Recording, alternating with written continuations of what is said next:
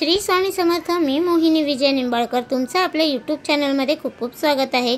आजच्या व्हिडिओमध्ये आपण बघणार आहोत कन्यापूजन कधी करावे, कसे करावे, कन्याची पूजा करताना कोणत्या गोष्टी लक्षात ठेवाव्या। कन्यापूजेच्या वेळी मुलींना फुले देणे शुभ मानले जाते। मुलींना गुलाब, चंपा, मोगरा, झेंडू, जास्वंद इत्यादी फुले देऊ शकतात। मुलींना फळ देऊन त्यांची पूजा करावी। फळ आंबट नसावे हे लक्षात ठेवा।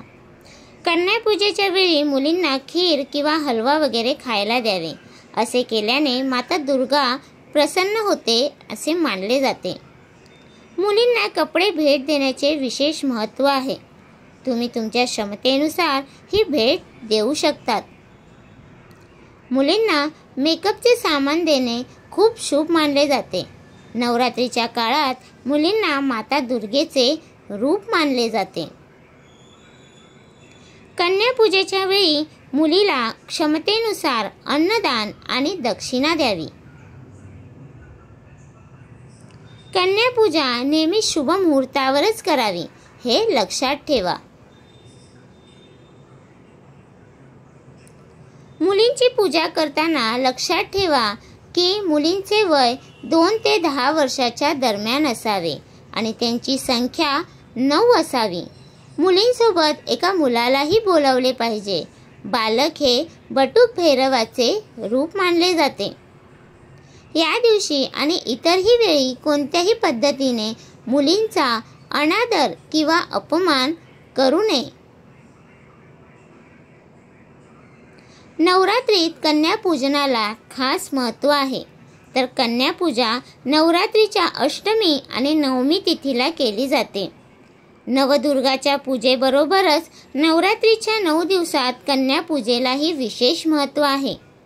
मुलींची पूजा केल्यावरच नवरात्रीची पूजा पूर्ण होते। कन्यापूजेसाठी 9 मुली बोलवण्याची परंपरा आहे। मुलींना दुर्गा मातेच्या 9 रूपांचे प्रतीक मानले जाते। असे मानले जाते की जेव्हा विधीनुसार कन्यापूजन केली जाते तेव्हा देवी माता तिच्या भक्तांना विशेष आशीर्वाद देते, घरात सुख, समृद्धी, संपत्ती आणते। नवरात्रीत कन्यापूजेची पद्धत आणि महत्त्व जाणून घेऊया। कन्यापूजा करण्याची पद्धत। अष्टमी किंवा नवमी तिथीला कन्यापूजेसाठी मुलींना आमंत्रित करा। यानंतर अष्टमी किंवा नवमी तिथीला पूजेच्या वेळी कन्येची पूजा करण्याची संकल्पना करा।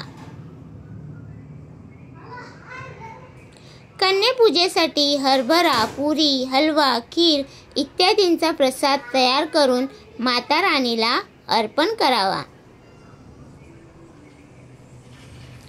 घरात मुली आल्यावर सर्वप्रथम त्यांचे पाय स्वच्छ पाण्याने धुवावेत। यानंतर मुलींना आसनावर बसून हलवा, पुरी आणि हरभऱ्याची भाजी असा केलेला संपूर्ण नैवेद्य खायला द्या। मुलींनी जेवण संपवल्यानंतर त्यांना हात धुवून पुन्हा आसनावर बसायला लावा।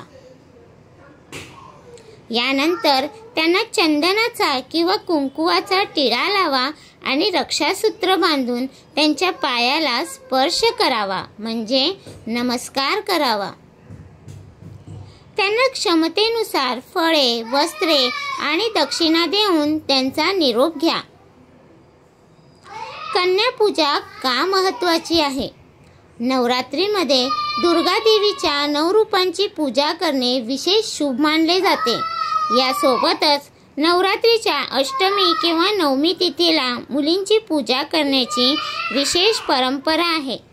कन्यापूजेमध्ये 2 ते 10 वर्षे वयोगटातील मुलींना घरी बोलावून कन्यापूजन केली जाते।